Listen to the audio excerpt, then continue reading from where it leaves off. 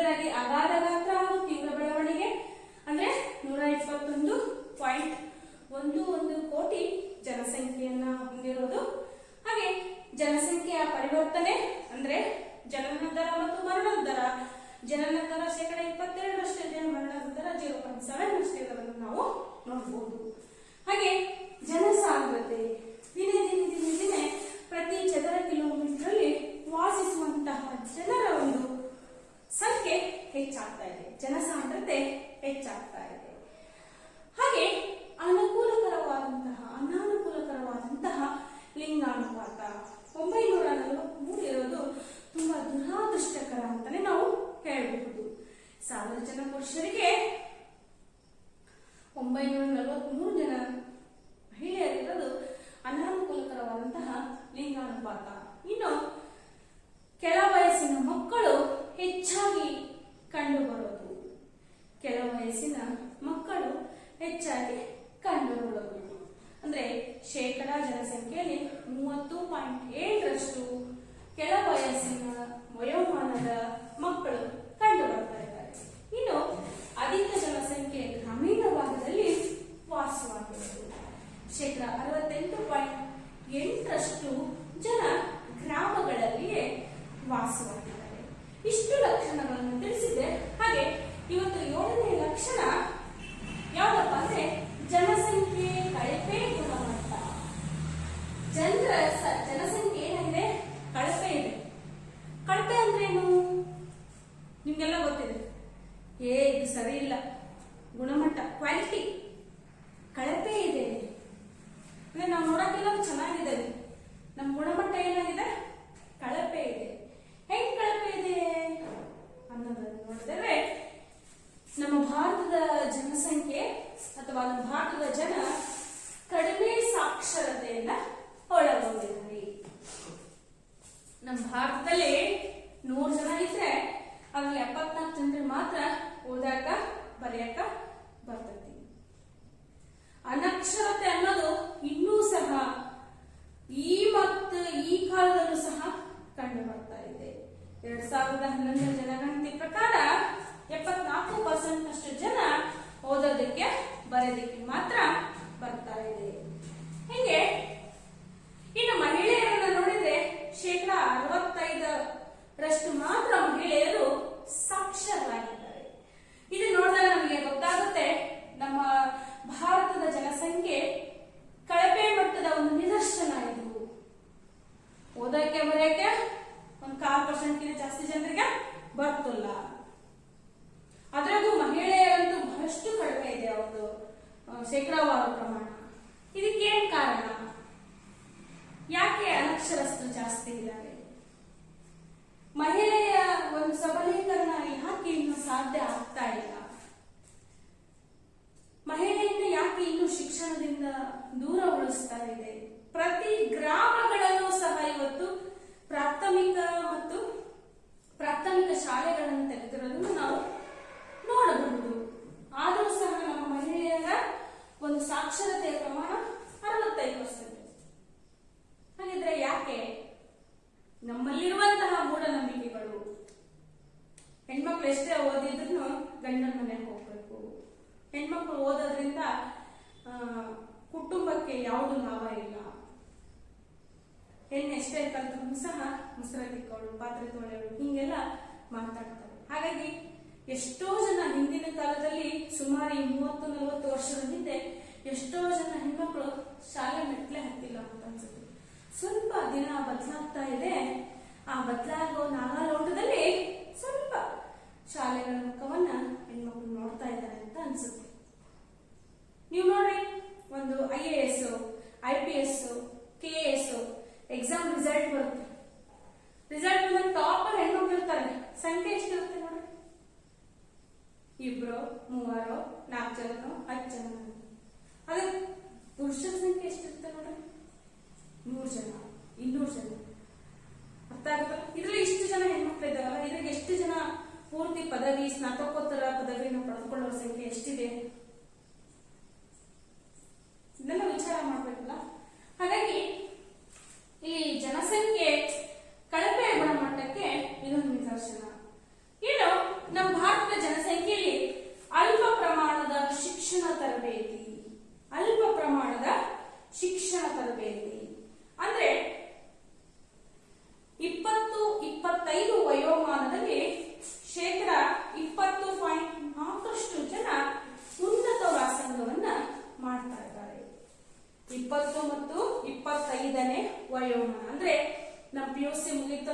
ಬಹಳಷ್ಟು ಜನ ಏನ್ ಮಾಡ್ತಾ ಇದ್ದಾರೆ, ಕಾಲೇಜುಗಳಿಗೆ ಬ್ರೇಕ್ ನೀಡ್ತಾ ಇದ್ದಾರೆ. ಉನ್ನತ ವ್ಯಾಸಂಗಗಳ ಕಡೆಗೆ ಗಮನವನ್ನ ಹರಿಸ್ತಾ ಇಲ್ಲ. ಹಾಗಾಗಿ ಏನಾಗ್ತಾ ಇದೆ, ಈ ಶಿಕ್ಷಣದ ತರಬೇತಿಗಳು ಸಮರ್ಪಕವಾಗಿ ಮುಟ್ತಾ ಇಲ್ಲ. ಬರೀ 20% 120 ಜನ ಮಾತ್ರ ಕಲ್ತ್ರೆ ಇನ್ನು 80 ಜನ ಏನಾಗ್ತದೆ, ಅವ್ರಿಗೆ ತರಬೇತಿಯಾಗಿ ಉನ್ನತ ಶಿಕ್ಷಣವಾಗಿ ಸಿಗಿಲ್ಲ ಅಂದ್ರೆ ಆತ ಹೇಗೆ ಮಾನವ ಸಂಪನ್ಮೂಲ ಆಗೋದಕ್ಕೆ ಸಾಧ್ಯ ಆಗುತ್ತೆ? ವಿಚಾರ ಮಾಡಬೇಕಾದಂತಹ ವಿಚಾರ. ಎಷ್ಟು ಜನ ಡಾಕ್ಟರ್ ಇದ್ದಾರೆ, ಎಷ್ಟು ಜನ ಇಂಜಿನಿಯರ್ಗಳಿದ್ದಾರೆ? ನಮ್ಮ ವೈದ್ಯರ ಪ್ರಮಾಣವನ್ನು ನೋಡಿದ್ರೆ ನಮ್ಮ ಭಾರತದಲ್ಲಿ 0.7 ಇಂಜಿನಿಯರ್ಗಳನ್ನ ನೋಡಿದ್ರೆ 210. ಇದನ್ನ ನೋಡಿದಾಗ ಬಹಳಷ್ಟು ಏನಾಗುತ್ತೆ ಅಂದ್ರೆ, ಇಷ್ಟೊಂದು ಅಪಾರ ವಿಪುಲವಾದ ಜನಸಂಖ್ಯೆಯನ್ನ ಹೊಂದಿದ್ದು, ಇಷ್ಟೊಂದು ಶಿಕ್ಷಣಕ್ಕೆ ಮಹತ್ವವನ್ನ, ಸಂಸ್ಕೃತಿಯನ್ನು ಸಾರುವಂತ ರಾಷ್ಟ್ರ ಆಗಿದ್ದು ನಮ್ಮ ಕಳಪೆ ಅನ್ನೋದು ನಮ್ಗೆ ಗೊತ್ತಾಗುತ್ತೆ. ಇದರಿಂದ ನಾವು ಮುಂದುವರಿತಾ ಇಲ್ಲ. ಇದರಿಂದ ನಾವು ಆರ್ಥಿಕವಾಗಿ ಸಬಲತೆಯನ್ನು ಸಾಧಿಸೋದಕ್ಕೆ ಸಾಧ್ಯ ಆಗ್ತಾ ಇಲ್ಲ. ಇದು ನಮ್ಗೆ ಸ್ಪಷ್ಟವಾಗಿ ಅರ್ಥ ಆಗ್ತಾ ಇದೆ. ಅಂದ್ರೆ ಇನ್ನು ಕಡಿಮೆ ಜೀವಿತಾವಧಿ 2013 ವಿಶ್ಲೇಷಣೆಯ ಪ್ರಕಾರ ನಮ್ಮ ಭಾರತ ದೇಶದಲ್ಲಿ ಎಷ್ಟು ದಿನ ಬದುಕ್ತಾ ಇದ್ದಾರಪ್ಪ ಅಂದ್ರೆ 65.8. ಎಷ್ಟಾಗಿದೆ? 65.8 ಅಂದ್ರೆ 65 ವರ್ಷ ಮಾತ್ರ ಬದುಕ್ತಾ ಇದ್ದಾರೆ. ಕಡಿಮೆ ಜೀವಿತಾವಧಿಯೂ ಸಹ ಒಂದು ದೇಶದ ಆರ್ಥಿಕ ಅಭಿವೃದ್ಧಿಯನ್ನ ಕುಂಠಿತಗೊಳಿಸುತ್ತೆ. ಇದು ನಮ್ಮ ಭಾರತ ಜನಸಂಖ್ಯೆ ಕಳಪೆ ಗುಣಮಟ್ಟವನ್ನ ಸಾಧ್ತಾ ಇದೆ ಅನ್ನೋದು ನಮಗೆ ಸ್ಪಷ್ಟವಾಗಿ ಅರ್ಥ ಆಗ್ತಾ ಇದೆ. ಹಾಗೆ ಭಾರತದ ಲಕ್ಷಣಗಳಲ್ಲಿ ನಾವು ಅಗಾಧವಾದಂತಹ ಗಾತ್ರವನ್ನು ನೋಡಿದ್ವಿ, ತೀವ್ರ ರೀತಿಯಲ್ಲಿ ಬೆಳೀತಾ ಇರೋದನ್ನ ನೋಡ್ತಾ ಇದ್ದೀವಿ. ಹಾಗೆ ಜನಸಾಂದ್ರತೆ ಹೆಚ್ಚಾಗ್ತಾ ಇರೋದನ್ನ ನೋಡ್ತಾ ಇದ್ದೀವಿ. ಮರಣದ ಪ್ರಮಾಣ, ಜನನದ ಪ್ರಮಾಣದ ವ್ಯತ್ಯಾಸವನ್ನ ಕಂಡುಕೊಂತಾ ಇದ್ದೇವೆ. ಹಾಗೆ ಲಿಂಗಾನುಪಾತವನ್ನ ವಿಶ್ಲೇಷಿಸ್ತಾ ಇದ್ದೇವೆ. ಅಧಿಕ ವಯೋಮಾನ, ಕೆಳ ವಯಸ್ಸಿನವರು ಜಾಸ್ತಿ ಇರೋದನ್ನ ನೋಡ್ತಾ ಇದ್ದೀವಿ. ಗ್ರಾಮೀಣ ಭಾಗದಲ್ಲಿ ಹೆಚ್ಚು ಜನ ವಾಸವಾಗಿರೋದನ್ನ ನೋಡ್ತಾ ಇದ್ದೀವಿ. ಇವೆಲ್ಲ ಈ ಲಕ್ಷಣಗಳು ಸರಿ ಹೋದಾಗ ನಮ್ಮ ದೇಶ ಆರ್ಥಿಕವಾಗಿ ಅಭಿವೃದ್ಧಿ ಆಗೋದಕ್ಕೆ ಸಾಧ್ಯ ಆಗುತ್ತೆ. ಹಾಗಾದ್ರೆ ಈ ಕಳಪೆ ಅಂತ ಏನ್ ನಾವು ಕಲ್ತ್ಕೊಟ್ವಲ್ಲ, ಈ ಜನಸಂಖ್ಯೆ ಕಳಪೆ ಗುಣಮಟ್ಟ ಇದೆಯಲ್ಲ, ಇದನ್ನ ನಾವು ಹೇಗೆ ಸರಿದೂಗಿಸಬಹುದು? ಜನಸಂಖ್ಯೆಯ ಕಳಪೆ ಗುಣಮಟ್ಟವನ್ನ ಹೇಗೆ ಸರಿದೂಗಿಸಬಹುದು? ಆದಷ್ಟು ಸಾಕ್ಷರರಾಗಲು ಪ್ರಯತ್ನಿಸುವುದು. ಪ್ರತಿಯೊಂದು ಗ್ರಾಮ ಭಾಗಗಳಲ್ಲೂ ಸಹ ಇವತ್ತು ಪ್ರಾಥಮಿಕ ಹಂತದಲ್ಲಿ ಶಾಲೆಗಳನ್ನ ತೆರೆದಿರೋದನ್ನ ನಾವು ನೋಡ್ಬೋದು. ಆದಷ್ಟು ಮಕ್ಕಳನ್ನ ಶಾಲೆಗೆ ಕಳಿಸುವುದು. ಕಲಿಕೆಗೆ ವಯಸ್ಸಿನ ಅಭ್ಯಂತರವಿಲ್ಲ, ಕಲಿಕೆ ನಿರಂತರವಾಗಿತ್ತು. ನಮ್ಮ ಮನುಷ್ಯನ ಕಲಿಕೆ ಎಲ್ಲಿಂದ ಎಲ್ಲಿವರೆಗೂ ಶುರುವಾಗುತ್ತೆ ಅಂತ ಕೇಳಿದ್ರೆ ಬಹಳಷ್ಟು ಮನೋವಿಜ್ಞಾನಿಗಳು ಹೇಳ್ತಾರಂತೆ, ಮಕ್ಕಳೇ, ಕಲಿಕೆ ಅನ್ನೋದು ಗರ್ಭದಿಂದ ಶುರುವಾಗಿ ಕೊನೆಗೆ ಚಟ್ಟದವರೆಗೆ, ಅಂದ್ರೆ ನಾವು ಚಟ್ಟ ಕಟ್ಟೋವರೆಗೂ ಕಲಿಕೆ ಸಾಕ್ತಾನೇ ಇರುತ್ತೆ ಅಂತ. ಕಲಿಕೆ ಅನ್ನೋದು ಸಾಕ್ತಾನೇ ಇರುತ್ತೆ. ಮಗು ತಾಯಿ ಗರ್ಭದಲ್ಲಿಯೇ ತನ್ನ ಆಕ್ಟಿವಿಟೀಸ್ ನ ಕಲಿತಾ ಇರುತ್ತೆ. ಕೈ ಎತ್ತೋದು, ಕಾಲೆತ್ತೋದು, ಬೆರಳಿಸ್ಬೋದು ಅನ್ನೋದು ಕಲಿತಾ ಇರ್ತದೆ. ಹಾಗೆ ನೀವು ನೋಡ್ರಿ, ಮಗು ನಡೆಯೋದನ್ನ ಕಲಿಯುತ್ತೆ, ಮಾತಾಡೋದನ್ನ ಕಲಿಯುತ್ತೆ. ಕಲಿಕೆ ಅನ್ನೋದು ನಿರಂತರವಾಗಿ ಸಾಗ್ತಾ ಇರುತ್ತೆ. ಆ ಕಲಿಕೆ, ಶಿಕ್ಷಣ ಅನ್ನೋದು ಎಲ್ಲ ನಿರಂತರವಾಗಿ ಸಾಗಿದ್ರೆ ನಮ್ಮ ಆರ್ಥಿಕವಾಗಿ ಮುಂದುವರಿಯಲಿಕ್ಕೆ ಸಾಧ್ಯ ಆಗುತ್ತೆ. ಇನ್ನು ನಾವು ಯಾಕೆ ಕಡಿಮೆ ಜೀವಿತಾವಧಿಗೆ ಬಂದ್ಬಿಟ್ಟಿದ್ದೇವೆ? 2013 ಒಂದು ಸರಾಸರಿ ಜೀವಿತಾವಧಿಯನ್ನು ನೋಡಿದ್ರೆ ನಮ್ಮ ಭಾರತ ದೇಶದ ಬರೀ 65.8. ಬೇರೆ ರಾಷ್ಟ್ರಗಳೆಲ್ಲ ಹೋಲಿಸಿದ್ರೆ ಬಹಳ ಕಡಿಮೆ ಇದೆ ನಮ್ಮ ದೇಶ. ಯಾಕೆ ನಾವು ದೊಡ್ಡೋಡ್ತಾ ಇರ್ತೇವೆ? ಯಾಕೆ ನಮ್ಗೆ ಅನಾರೋಗ್ಯ ತುಂಬ ತುಳುಕ್ತಾ ಇದೆ? ನಮ್ಮ ಜೀವನ ಶೈಲಿಗಳು ಸರಿಯಿಲ್ಲ, ನಮ್ಮ ಆಹಾರ ಪದ್ಧತಿಗಳು ಸರಿಯಿಲ್ಲ. ಆಹಾರ ಪದ್ಧತಿಗಳು, ಜೀವನ ಶೈಲಿಗಳು ಸರಿ ಹೋಗ್ಬೇಕು ಅಂದ್ರೆ ನಾವೇನಾಗಬೇಕು? ಅಕ್ಷರಸ್ಥರಾಗಬೇಕು. ಆದಾಯದ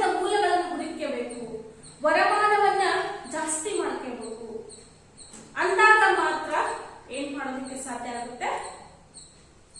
ಸಂಪನ್ಮೂಲವಾಗಬೇಕು. ಅಂದಾಗ ಮಾತ್ರ ನಮ್ಮ ಜೀವಿತಾವಧಿಯನ್ನ ಹೆಚ್ಚಿಗೆ ಮಾಡ್ಬೋದು. ಚೆನ್ನಾಗಿ ಶಿಕ್ಷಣವನ್ನು ಪಡ್ಕೊಂಡು ಚೆನ್ನಾಗಿ ಊಟ ಮಾಡಿ ಪೌಷ್ಟಿಕ ಆಹಾರವನ್ನು ಸೇವಿಸಿ ದಷ್ಟಪುಷ್ಟವಾಗಿ ಆರೋಗ್ಯವಾಗಿದ್ದು ಚೆನ್ನಾಗಿ ದುಡಿಯುವಂತಹ ಜನ ಅಂತ ಹೇಳಿ ಗುರುತಿಸ್ಕೊಂಡ್ರೆ ಏನ್ ಸಾಧ್ಯ? ಮಾನವ ಸಂಪನ್ಮೂಲ ಆಗೋದಿಕ್ಕೆ ಸಾಧ್ಯ. ಮಾನವ ಸಂಪನ್ಮೂಲ ಆದ್ಮೇಲೆ ನಮ್ಮ ವರಮಾನ ಏನಾಗುತ್ತೆ? ಹೆಚ್ಚಾಗುತ್ತೆ. ನಮಗೆ ಮುಂದೆ ವಯಸ್ಸಾದ್ಮೇಲೆ ಯಾವುದೋ ರೋಗ ರುಜಿನಗಳು ಬಂದರೂ ಅದನ್ನ ಸರಿಪಡಿಸ್ಕೊಳ್ಳೋ ವೈದ್ಯಕೀಯ ಚಿಕಿತ್ಸೆಯನ್ನು ಪಡೆದುಕೊಳ್ಳಬಹುದು. ಅದೇ ರೀತಿಯಾಗಿ ನಮ್ಮನ್ನ ನಾವು ಸಬಲರಾಗಿ ಮಾಡ್ಕೋಬಹುದು ಅಂತ ಇಲ್ಲಿ ಹೇಳಬಹುದು. ಇನ್ನು ನಮ್ಮ ದೇಶದಲ್ಲಿ ಕೆಲಸದಲ್ಲಿ ಭಾಗವಹಿಸುವಿಕೆಯ ದರ ಬಹಳಷ್ಟು ಕಡಿಮೆ ಆಗಿದೆ. ನಮ್ಮ ಭಾರತದ ಜನಸಂಖ್ಯೆಯ ಲಕ್ಷಣದಲ್ಲಿ ಕೆಲಸದಲ್ಲಿ ಭಾಗವಹಿಸುವಿಕೆಯ ದರ ಕಡಿಮೆ. 2011ರಲ್ಲಿ ಬರೀ 39.8% ಜನ. ಅಂದ್ರೆ ಏನು? ಕೆಲಸ ಬಹಳ ಇದೆ. ಕೆಲಸ ಏನಾಗಿದೆ? ಬಹಳ ಇದೆ. ಆದರೆ ಕೆಲಸವನ್ನ ಮಾಡುವಂತಹ ಇಚ್ಛೆ ಬಹಳಷ್ಟು ಜನರಿಗೆ ಕಡಿಮೆ ಇದೆ. ಹಾಗಿದ್ರೆ ಕೆಲಸಗಳ ಮೇಲೆ ಅವಲಂಬಿತರ ಸಂಖ್ಯೆ ನಮ್ಮ ಭಾರತ ದೇಶದಲ್ಲಿ ಅವಲಂಬಿತರು ಹೆಚ್ಚಾದಂತೆ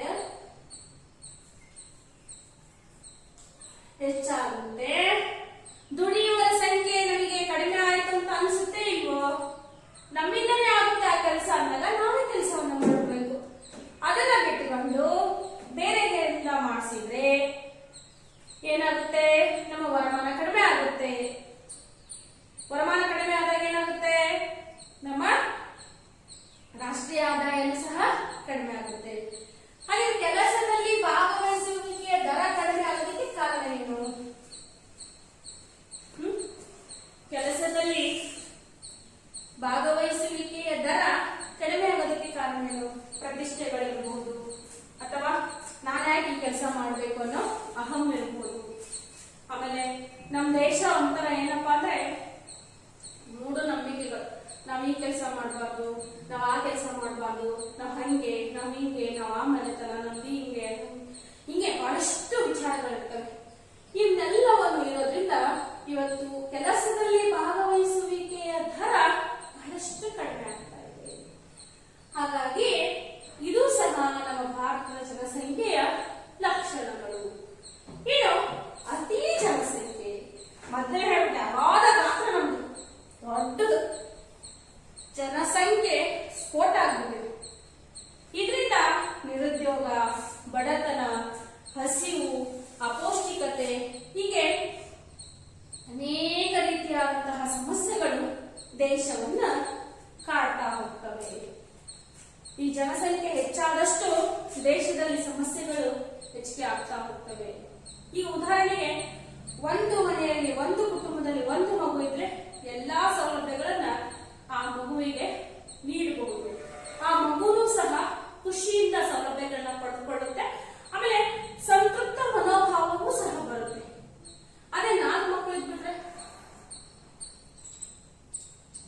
ಆಗೋದಿಲ್ಲಲ್ಲ, ಸಾಧ್ಯನೇ ಇಲ್ಲ. ಹಂಗಾಗ್ಬಿಟ್ಟಿದೆ. ನಮ್ಮ ದೇಶದಲ್ಲಿನ ನೈಸರ್ಗಿಕ ಸಂಪನ್ಮೂಲಕ್ಕೂ ನಮ್ಮ ದೇಶದಲ್ಲಿನ ಆದಾಯಕ್ಕೂ ನಾವೇನಾಗ್ಬಿಟ್ಟವೆ? ಜಾಸ್ತಿ ಆಗ್ಬಿಟ್ಟವೆ. ಹಂಗಾಗಿ ಏನ್ ಮಾಡ್ಕೋಬೇಕಾಗೈತಿ? ನಾವೇ ಸಂಪನ್ಮೂಲವಾಗಿ ಬದಲಾಗಬೇಕಾಗೈತಿ.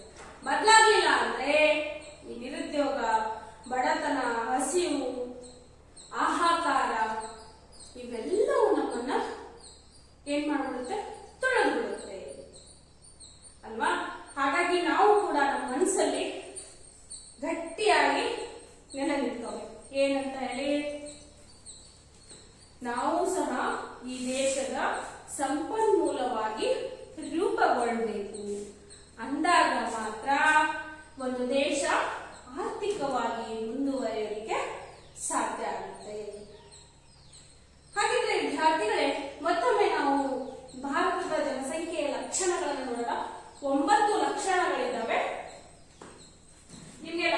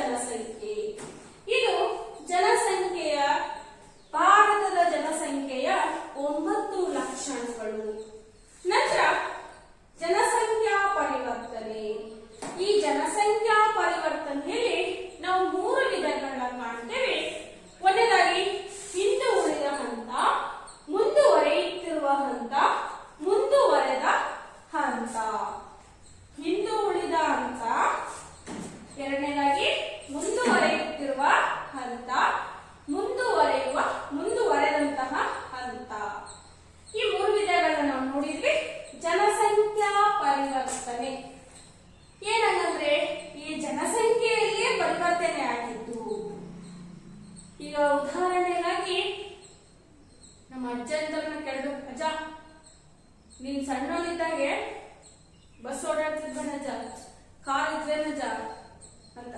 ಅಯ್ಯೋ ಈಗ ಎಷ್ಟು ಬಸ್ ಅಡ್ಡಾಡ್ತವೆ, ಎಷ್ಟು ಕಾರ್ ಅಡ್ಡಾಡ್ತವೆ ಅಂತ ಹೇಳ್ತಾರೆ. ಇದು ಬದಲಾವಣೆ, ಜನಸಂಖ್ಯೆಯಲ್ಲಿ ಬದಲಾವಣೆ. ಜನ ಅವಾಗೆಲ್ಲ ಕೊಂಡುಕೊಳ್ಳುವಿಕೆ ಶಕ್ತಿ ಕಡಿಮೆ ಇತ್ತು.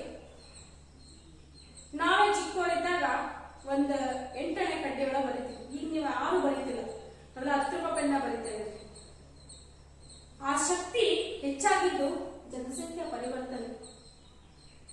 ಆಮೇಲೆ ಅವಾಗಿನ ಕಾಲದಾಗ ಎಷ್ಟೋ ಕಾಯಿಲೆಗಳು, ಜ್ವರ ಇಂಥ ಕಾಯಿಲೆಗಳಿಗೆ ಗಂಭೀರವಾಗಿನೇ ಸತ್ತು ಹೋಗ್ತಿದ್ರು.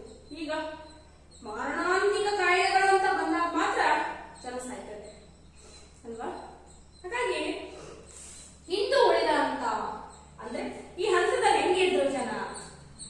ಬಡತನ ಇತ್ತು, ನಿರುದ್ಯೋಗ ಇತ್ತು, ಅನಕ್ಷರತೆ ಇತ್ತು, ಮತ್ತೆ ಅಪೌಷ್ಟಿಕತೆ ಇತ್ತು, ಆಹಾರದ ಕೊರತೆ ಇತ್ತು, ಜನರಿಗೆ ಶಿಕ್ಷಣದ ಕೊರತೆ ಹೆಚ್ಚಾಗಿ ಕಾಣ್ತಾ ಇತ್ತು, ನಾಗರಿಕ ಸೌಲಭ್ಯಗಳು ಇರಲಿಲ್ಲ. ಯಾವ ಹಂತದಲ್ಲಿ?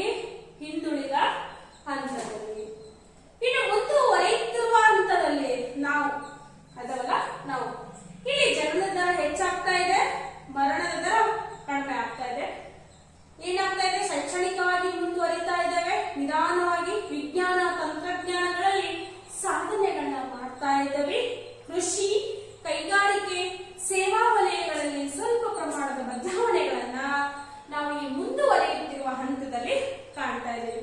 ಈ ಮುಂದುವರಿಯುತ್ತಿರುವ ಹಂತಗಳ ಒಂದು ಸಾಲಿನಲ್ಲಿ ನಾವು ಬರ್ತಾ ಇದ್ದೇವೆ. ನಮ್ಮ ದೇಶವನ್ನೇ ನಾವು ಸ್ಪಷ್ಟವಾಗಿ ಉದಾಹರಿಸಿಕೊಳ್ಳಬಹುದು ಅನ್ನೋದನ್ನ ನಾವಿಲ್ಲಿ ಅರ್ಥೈಸಬಹುದು.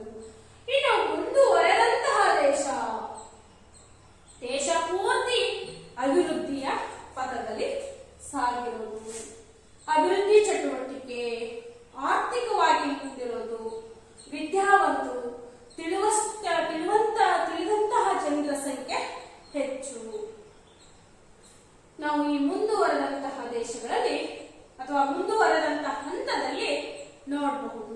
ಈ 3 ಹಂತಗಳು ನಮಗೆ ಅರ್ಥ ಆಯ್ತು ಅಂತ ಅನ್ಸುತ್ತೆ. ಹಿಂದುಳಿದ ಹಂತ, ಮುಂದುವರೆಯುತ್ತಿರುವ ಹಂತ, ಮುಂದುವರೆದ ಹಂತ. ಹಿಂದುಳಿದ ಹಂತ ಬಡತನ, ನಿರುದ್ಯೋಗ, ಅನಕ್ಷರತೆ, ಮತ್ತೆ ಈ ಮೂಢನಂಬಿಕೆಗಳು, ಸಾಂಪ್ರದಾಯಿಕ ಶರಣೆಯರು, ಹೀಗೆ ಏನೋ ಹೇಳ್ತಾರಲ್ಲ, ಅಂದ್ರೆ ಅಜ್ಜ ಹಾಕಿದ ಆಲದ ಮರ ಅಂತ ಹೇಳಿ ಅದನ್ನೇ ನೆಚ್ಕೊಂಡು ಜೀವನ ಮಾಡೋದು. ಇನ್ನು ಈ ಒಂದು ಮುಂದುವರೆಯುತ್ತಿರುವ ಹಂತದಲ್ಲಿ ಸ್ವಲ್ಪ ಶೈಕ್ಷಣಿಕ ಸೌಲಭ್ಯಗಳನ್ನು ಪಡೆದುಕೊಂಡು, ಮತ್ತೇನೋ ಹಾಗಿದ್ರೆ ಶೈಕ್ಷಣಿಕ ಸೌಲಭ್ಯಗಳನ್ನ ಪಡೆಯೋದ್ರ ಜೊತೆಗೆ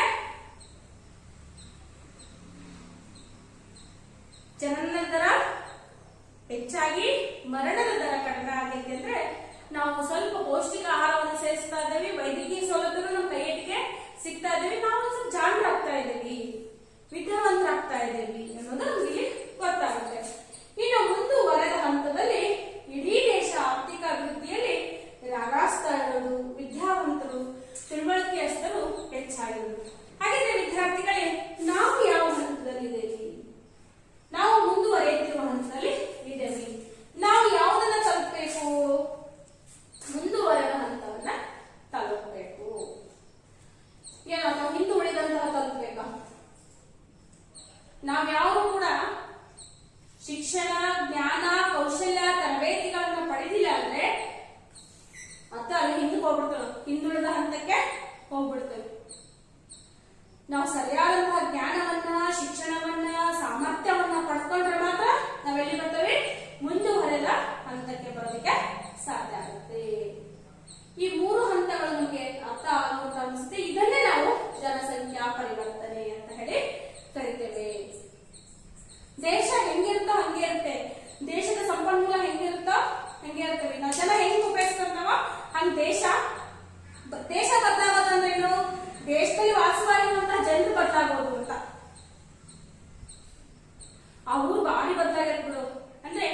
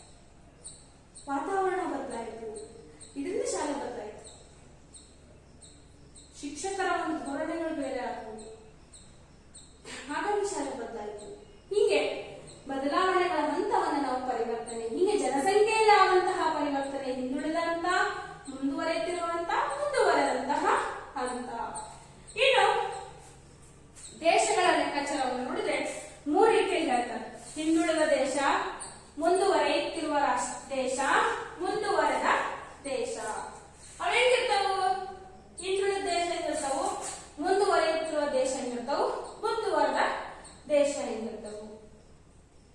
ಯಾರಾದ್ರೂ ಹೇಳ್ತೀರಾ? ಹಾಗಿದ್ರೆ ಮುಂದುವರೆದಂತ ರಾಷ್ಟ್ರ ಹೆಂಗಿರ್ತತಿ? America, Italy, France, England, China ಆ ರಾಷ್ಟ್ರಗಳನ್ನ ಟಿವಿನಲ್ಲಿ ನೋಡ್ತಾ ಇರ್ತೀವಿ. ಇನ್ನು ನಾವೇನು ಹೋಗಿಲ್ಲ, ಟಿವಿನಲ್ಲಿ ನೋಡಿದಾಗ ಆ ರಸ್ತೆಗಳು, ಆ ಜನರ ಒಂದು ಶಿಸ್ತು, ಆ ಬಸ್ ನಿಲ್ದಾಣಗಳು, ಬಸ್ಗಳು, ಏರ್ಪೋರ್ಟ್ಗಳು ಅವನ್ನೆಲ್ಲ ನೋಡಿದಾಗ ಅಪ್ಪ ಎಷ್ಟು ಚೆನ್ನಾಗದವಲ್ಲ ನಮ್ಮ ಬಸ್ ಸ್ಟ್ಯಾಂಡ್ಗಳು, ನಮ್ಮ ರಸ್ತೆಗಳು ಹಿಂಗದವ ಅಲ್ಲ, ನಮ್ಮ ಶಿಸ್ತುಗಳು, ನಮ್ಮ ಆರೋಗ್ಯ ಅದೆಲ್ಲ ನಮಗೆ ನಾವು ಹೋಲಿಕೆ ಮಾಡ್ಕೊಂಡಾಗ ನಾವೆಲ್ಲಿದ್ದಾವೆ ಅನ್ನೋದು ನಮಗೆ ಸ್ಪಷ್ಟವಾಗಿ ಅರ್ಥ ಆಗುತ್ತೆ. ಇಲ್ಲಿ ಹಿಂದುಳಿದ ದೇಶ ಅಂದ್ರೆ ಅಲ್ಲಿ ಜನನದ ದರ ಮತ್ತು ಮರಣದ ದರ ಎರಡೂ ಸಹ ಏನಾಗಿರುತ್ತೆ? ಹೆಚ್ಚಾಗಿರುತ್ತೆ. ಜನಸಂಖ್ಯಾ ಬೆಳವಣಿಗೆಯ ದರ ಕಡಿಮೆ ಆಗಿರುತ್ತೆ. ಹಿಂದುಳಿದ ದೇಶದಲ್ಲಿ ಜನನ ದರ, ಮರಣದ ದರ ಎರಡೂ ಸಹ ಹೆಚ್ಚಾಗಿರುತ್ತೆ. ಜನಸಂಖ್ಯೆಯ ದರ ಏನಾಗುತ್ತೆ? ಕಡಿಮೆ ಆಗುತ್ತೆ. ಮುಂದುವರಿಯುತ್ತಿರುವ ರಾಷ್ಟ್ರದಲ್ಲಿ ಹುಟ್ಟೋರು ಜಾಸ್ತಿ, ಸಾಯೋರು ಕಡಿಮೆ, ಜನಸಂಖ್ಯಾ ದರ ಹೆಚ್ಚಾಗಿರುತ್ತೆ. ಇನ್ನು ಮುಂದುವರೆದ ದೇಶಗಳಲ್ಲಿ ಏನು? ಜನನದ ದರನು ಕಡಿಮೆ, ಮರಣದ ದರನು ಕಡಿಮೆ, ಜನಸಂಖ್ಯಾ ಬೆಳವಣಿಗೆಯ ದರನೂ ಸಹ ಕಡಿಮೆ ಆಗಿರುತ್ತೆ. ಅದಕ್ಕೆ ನಾವು ಮುಂದುವರಿಬೇಕು ಅಂದ್ರೆ ಜನಸಂಖ್ಯಾ ನಿಯಂತ್ರಣಕ್ಕೆ ಬೇಕಾಗಿರುವಂತಹ ಕಾರ್ಯಕ್ರಮಗಳನ್ನ ಹಾಕೋಬೇಕು. ಮೊದಲು ಜನಸಂಖ್ಯೆ ಹತೋಟಿಗೆ ಬರಬೇಕು. ನಂತರ ಏನು ಸಂಪನ್ಮೂಲ ಆಗೋದಕ್ಕೆ ನಮ್ಗೇನ್ ಬೇಕು? ಶಿಕ್ಷಣ ಬೇಕು, ಜ್ಞಾನ ಬೇಕು. ಆ ಎಲ್ಲವನ್ನ ಪಡೆದುಕೊಳ್ಳೋದಿಕ್ಕೆ ನಾವು ಸಶಕ್ತರಾಗಬೇಕು.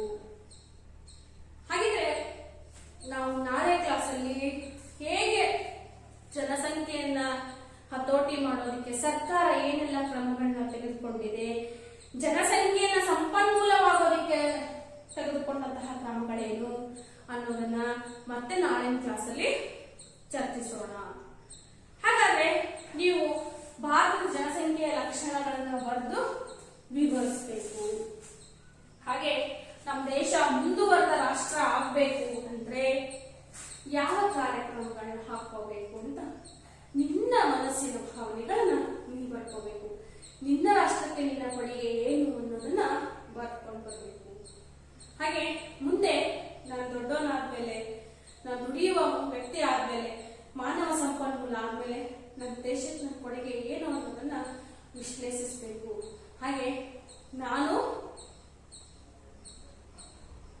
ಆಸ್ತಿ ಆಗ್ಬೇಕೆ ಹೊರತು ನನಗೋಸ್ಕರ ಯಾವುದೇ ಆಸ್ತಿ ಬೇಡ ಅನ್ನೋ ಒಂದು ಮಟ್ಟಕ್ಕೆ ನಾವು ಜ್ಞಾನವನ್ನ, ಕೌಶಲ್ಯವನ್ನ ಪಡ್ಕೊಳ್ಬೇಕು. ಈ ಒಂದು ಮಾನವ ಸಂಪನ್ಮೂಲ ಆಗೋದಕ್ಕೆ ಯಾಕೆ ನಮ್ಮ ದೇಶ ಹಿಂದೆ ಬೀಳ್ತಾ ಇದೆ ಅನ್ನೋದನ್ನ ನಾವು ಈ ಜನಸಂಖ್ಯೆಯ ಲಕ್ಷಣಗಳಲ್ಲಿ ನೋಡ್ತಾ ಇದ್ದೇವೆ. ಹಾಗೆ ಮುಂದಿನ ತರಗತಿಯಲ್ಲಿ ನಾವು ಏನೆಲ್ಲ ಕಾರ್ಯಕ್ರಮಗಳನ್ನು ಹಾಕೊಂತ ಇದ್ದೇವೆ, ಸಂತಾನೋತ್ಪತ್ತಿಯಲ್ಲಿ ಆಗುವಂತಹ ಬದಲಾವಣೆಗಳೇನು, ಹಾಗೆ ಪೌಷ್ಟಿಕಾಹಾರಗಳನ್ನು ಹೇಗೆ ಕೊಡ್ತಾ ಇದೆ, ಈ ಒಂದು ಗ್ರಾಮೀಣ ಮಟ್ಟದಿಂದ ಹಿಡಿದು ನಗರ ಮಟ್ಟದಲ್ಲಿ ಯಾವ ರೀತಿಯಾದಂತಹ ಸರ್ಕಾರಿ ಸೌಲಭ್ಯಗಳು ಒದಗ್ತಾ ಇದೆ ಅನ್ನೋದನ್ನ